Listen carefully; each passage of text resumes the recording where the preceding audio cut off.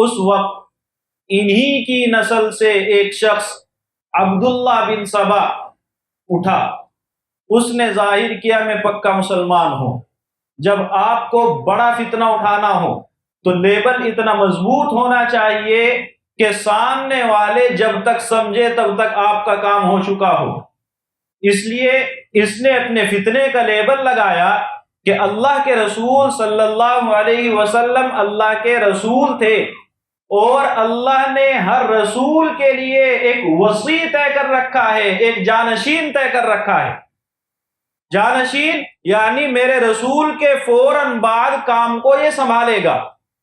اور اللہ کے رسول کے وصی حضرت علی رضی اللہ عنہ ہیں، یعنی اللہ کے رسول کے بعد اگر خلافت کا کوئی حقدار ہے تو وہ حضرت علی رضی اللہ عنہ ہیں۔ چونکہ حضرت ابو بکر رضی اللہ عنہ اب دنیا سے رخصت ہو چکے ہیں، حضرت عمر رضی اللہ عنہ نے آخری دور میں اقدام کیا اور اس کے کچھ دنوں کے بعد وہ بھی دنیا سے رخصت ہو چکے ہیں، حضرت عثمان رضی اللہ عنہ کی خلافت کا زمانہ ہے۔ تو اس نے لوگوں کی ذہن سازی شروع کی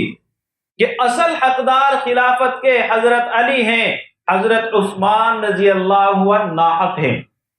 جب ایک اسلامی ماحول بنا ہوا ہو، ابھی صحابہ کا زمانہ اللہ کے رسول سے بہت قریب ہے، ایسے میں ایسی جماعت جو اس فتنے کو قبول کر لے تیار کرنا آسان نہیں ہے، محنت چاہیے۔ یہ شخص مدینے سے نکل گیا، مکے کا سفر کیا، مکے میں جگہ جگہ ڈھونڈا کون آدمی میری اس بات پر لبیک کہے گا، کون میرے اس پروپیگنڈے میں آتا ہے۔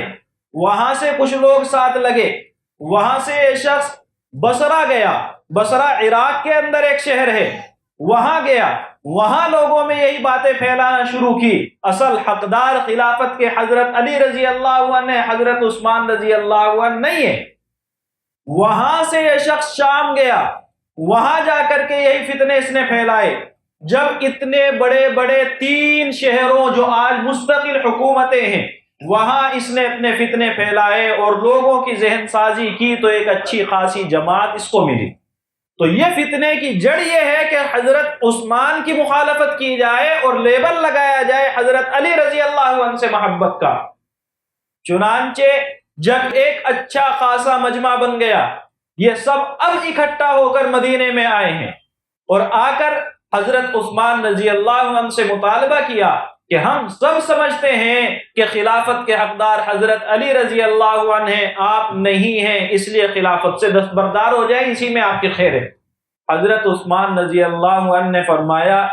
مجھے اللہ کے رسول صلی اللہ علیہ وسلم نے ان حالات کے بارے میں پہلے ہی بتا دیا تھا کہ اللہ تمہیں ایک قمیص، ایک کرتا پہنائے گا،